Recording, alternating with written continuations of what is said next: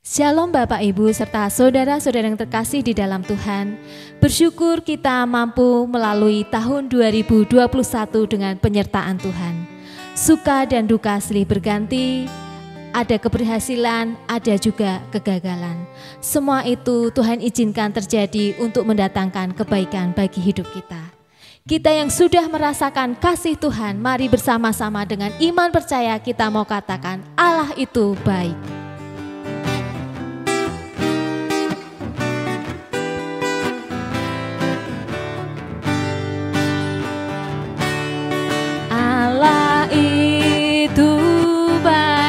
Sungguh baik bagiku, ditunjukkannya kasih setianya. Dia menyediakan yang ku perlukan, menyatakan kebaikan, menyatakan kebaikan, menyatakan kebaikannya padaku. Kasih setianya tak pernah berubah, dulu, sekarang, dan selamanya. Ajaiblah kuasa dalam namanya, Yesusku luar biasa. Allah itu baik.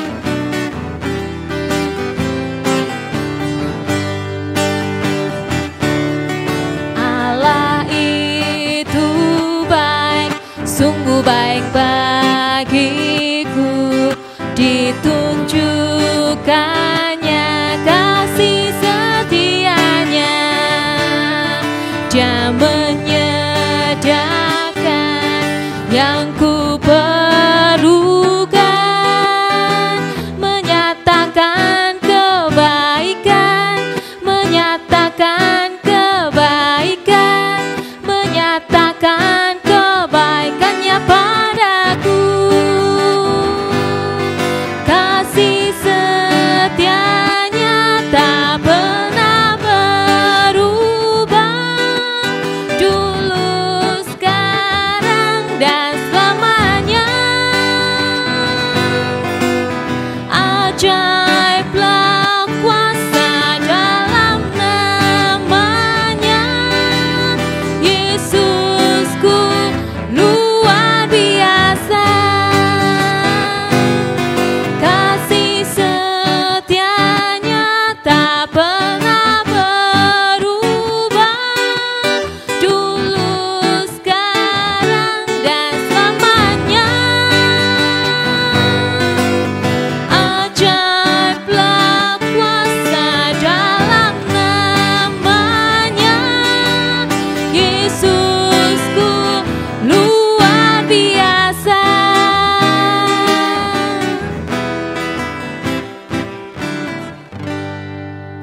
Mari bersama-sama kita berdoa. Allah Bapa yang bertahta di dalam kerajaan surga yang mulia, yang menjadi sesembahan hidup kami mengucap syukur untuk kasih dan penyertaan-Mu sepanjang hidup kami.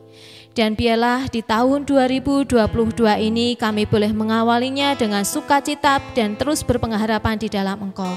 Kami memasrahkan ibadah kami dari awal hingga akhirnya ke dalam tangan-Mu.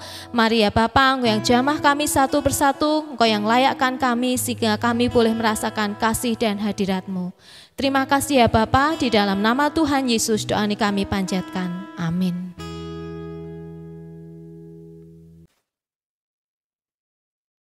Shalom Bapak Ibu Jemaat yang dikasihi Tuhan, tiba saatnya kita akan merenungkan kebenaran firman Tuhan. Tapi sebelumnya marilah kita mengawali dengan berdoa. Mari kita berdoa. Tuhan Yesus Allah Bapa kami yang baik, kami sungguh mengucap syukur untuk berkat penyertaan-Mu. Jikalau sebentar lagi kami akan belajar merenungkan kebenaran firman-Mu, kiranya Tuhan boleh memberkati dan menyertai kami. Sehingga firman yang akan ditaburkan Tuhan boleh menjadi pelita bagi setiap kehidupan kami. Kami sudah berdoa dan mengucap syukur. Haleluya Yesus, amin. Tema perenungan kita pada hari ini ialah Kristus menggenapi Taurat. Mari kita akan baca ayat kita bersama-sama yang terambil dalam Matius pasal yang kelima ayat 17 sampai ke-20. Janganlah kamu menyangka bahwa aku datang untuk meniadakan hukum Taurat atau kitab para nabi. Aku datang bukan untuk meniadakannya, melainkan untuk menggenapinya. Karena aku berkata kepadamu, sesungguhnya selama belum lenyap langit dan bumi ini, satu iota atau satu titik pun tidak akan ditiadakan dari hukum Taurat sebelum semuanya terjadi. Karena itu, siapa yang meniadakan salah satu perintah hukum Taurat, sekalipun yang paling kecil, dan mengajarkannya demikian kepada orang lain, ia akan menduduki tempat yang paling rendah di dalam kerajaan sorga. Tetapi siapa yang melakukan dan mengajarkan segala perintah-perintah hukum Taurat, ia akan menduduki tempat yang tinggi di dalam kerajaan sorga. Maka aku berkata kepadamu, jika hidup keagamaanmu tidak lebih benar daripada hidup keagamaan ahli-ahli Taurat dan orang-orang Farisi, sesungguhnya kamu tidak akan masuk ke dalam kerajaan surga. Nats yang telah kita baca itu merupakan bagian dari perjalanan pelayanan Tuhan Yesus ketika Yesus mengajar banyak orang di atas bukit atau yang biasa kita kenal khotbah di bukit. Dan di sini Yesus mengajarkan berbagai macam hal praktis bagaimana kehidupan orang percaya. Di sini pula Tuhan tidak bermaksud untuk meniadakan atau menghapus hukum Taurat. Oleh karena itu ia berkata, jangan menyangka di awal ayat 17. Hal ini hendak mengisyaratkan sebuah koreksi terhadap kesalahpahaman atau paling tidak sebuah antisipasi terhadap kesalahpahaman mereka. Ajaran dan tindakan Yesus tentang hukum Taurat telah membingungkan sebagian orang pada saat itu. Mereka menyangka bahwa ia meniadakan Taurat. Mengapa demikian? Kalau kita baca di ayat-ayat yang selanjutnya, salah satunya di ayat yang ke-39 dikatakan, tetapi di ayat 38, kamu telah mendengar firman, mata ganti mata, gigi ganti gigi. Tetapi aku berkata kepadamu, janganlah kamu melawan orang yang berbuat jahat kepadamu, melainkan siapa yang menampar pipi kananmu, berikanlah kepadanya pipi kirimu. Bukankah ini merupakan pengajaran yang sangat unik dari hukum Taurat yang sebelumnya? Dan ini sangat berpotensi munculnya tuduhan bahwa ia telah meniadakan hukum Taurat. Jika hal ini terjadi, apa yang telah diajarkan dan dilakukan oleh Yesus merupakan sebuah persoalan yang sangat serius di kalangan masyarakat Yahudi. Hukum Taurat adalah tanda perjanjian. Ketaatan terhadap hukum Taurat merupakan harga mati bagi sebagian besar orang Yahudi.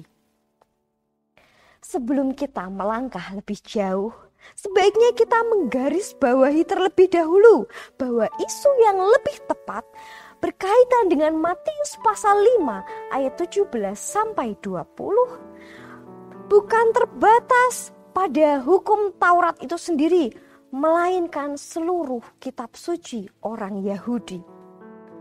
Ungkapan hukum Taurat dan kitab para nabi seringkali digunakan sebagai rujukan praktis untuk seluruh perjanjian lama. Jadi, bagaimana kesinambungan antara perjanjian lama bagi orang-orang Kristen. Saya menemukan dua hal. Yang pertama, kaitan Tuhan Yesus dengan hukum Taurat. Di dalam Matius pasal 5 ayat 17 sampai 20 menjelaskan bahwa kedatangannya yang baru itu bukan berarti meniadakan yang lama. Yang baru tidak meniadakan yang lama, justru yang baru itu menggenapi yang lama. Kata kerja menggenapi atau pleroo dalam bahasa Yunani di ayat 17 telah dipahami secara berlainan oleh para teolog. Ada yang menafsirkan pleroo dalam arti menaati Taurat. Ada pula yang mengartikan menerangkan makna yang sepenuhnya dari Taurat. Ada pula yang beranggapan bahwa ini merupakan bagian dari kehidupan dan pelayanan Yesus Kristus. Di ayat 17 dikatakan, "Aku datang." Adalah untuk membawa Taurat pada tujuannya. Yang digenapi oleh Yesus di dalam Matius 5 ayat 17 memang bukan hanya Taurat, tetapi hukum Taurat dan kitab para nabi. Ini bukan soal tuntutan Taurat, tetapi tujuan Taurat.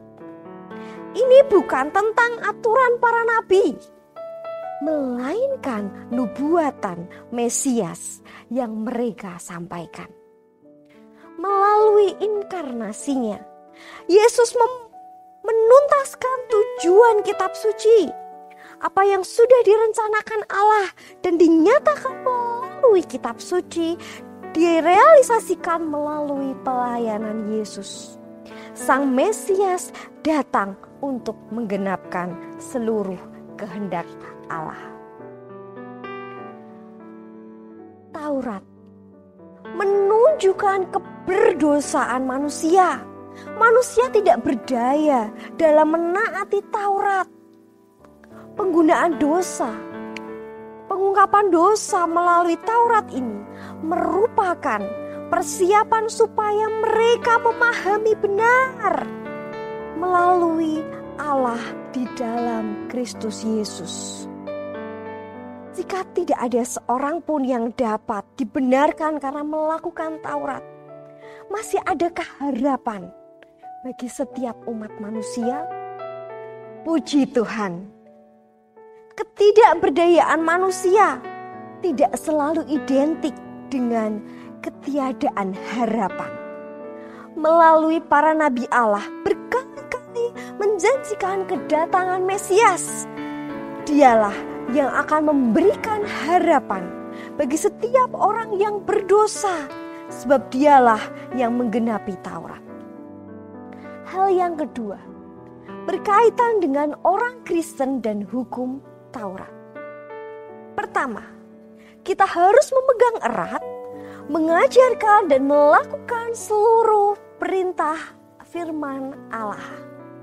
Memegang erat bukan berarti memonopoli firman Allah, karena firman Allah bukan hanya milik kita saja, tetapi milik semua orang.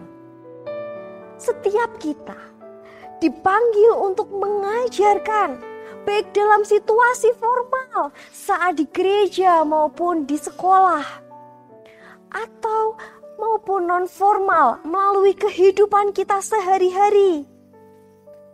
Walaupun mengajar orang lain itu bagian yang penting, tetapi juga harus disertai oleh teladan dalam kehidupan. Kita dipanggil bukan hanya untuk mengajar, namun juga untuk melakukannya. Pahami terlebih dahulu. Setelah itu dilakukan, kemudian diajarkan kepada orang lain. Hal yang kedua, kita terus memiliki ketaatan. Kita harus memiliki ketaatan yang benar. Tuntutan yang memiliki untuk hidup keagamaan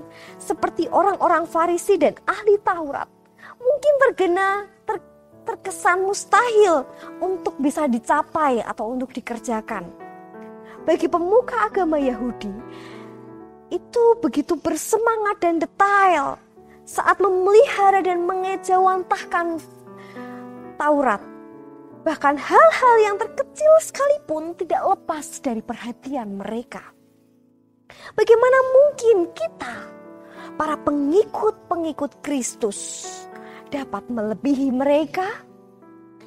Rahasia untuk memahami tuntutan ini terletak pada hidup keagamaan.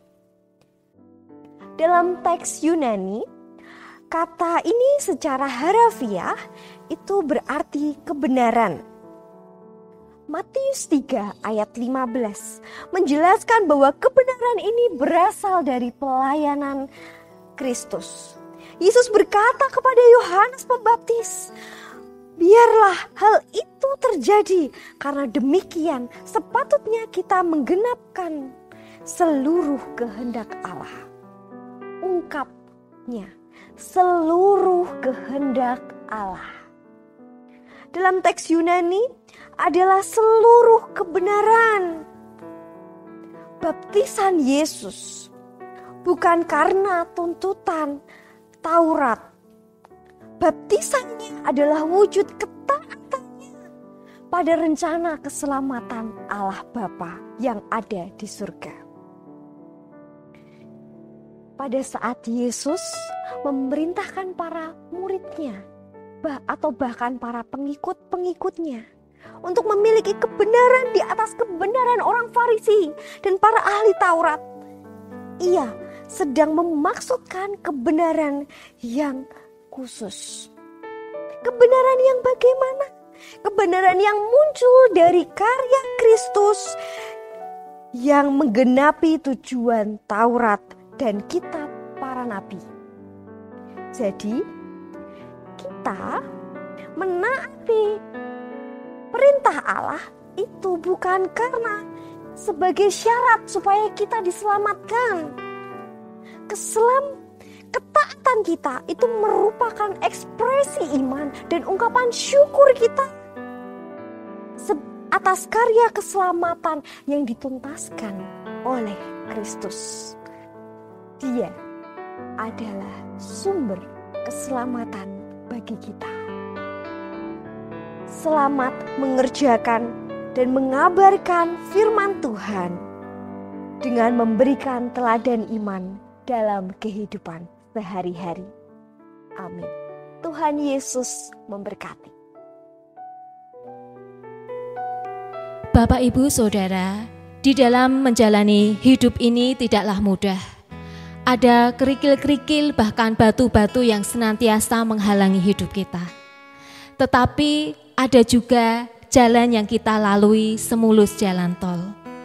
Semuanya itu terjadi. Tetapi yakinlah, ketika Tuhan mengizinkan apapun yang terjadi dalam hidup kita, Tuhan menjanjikan penyertaan, kekuatan, dan kemampuan. Janjinya tidak pernah terlambat seperti fajar. Mari bersama-sama kita naikkan doa permohonan kita. Kita persiapkan, kita hantar dengan pujian, janjimu seperti fajar.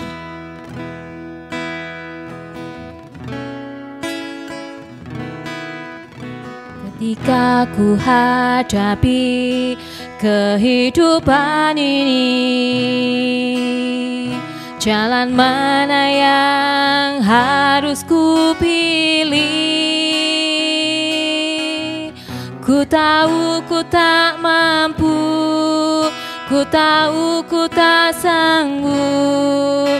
Hanya Kau Tuhan tempat jawabanku. Aku pun tahu ku tak pernah sendiri, sebab Engkau Allah yang menggendongku. Tanganmu membelaiku, cintamu memuaskanku. Kau mengangkatku ke tempat yang tinggi. Janji-Mu seperti fajar pagi hari yang tiada pernah terlambat bersinar. Cinta-Mu seperti sungai yang mengalir, dan ku tahu betapa dalam kasih-Mu. Janji-Mu seperti fajar pagi hari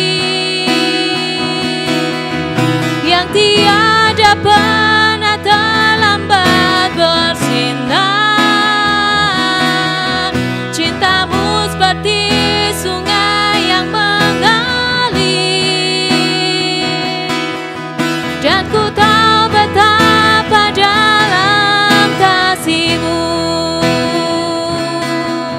Dan ku tahu betapa dalam kasih-Mu.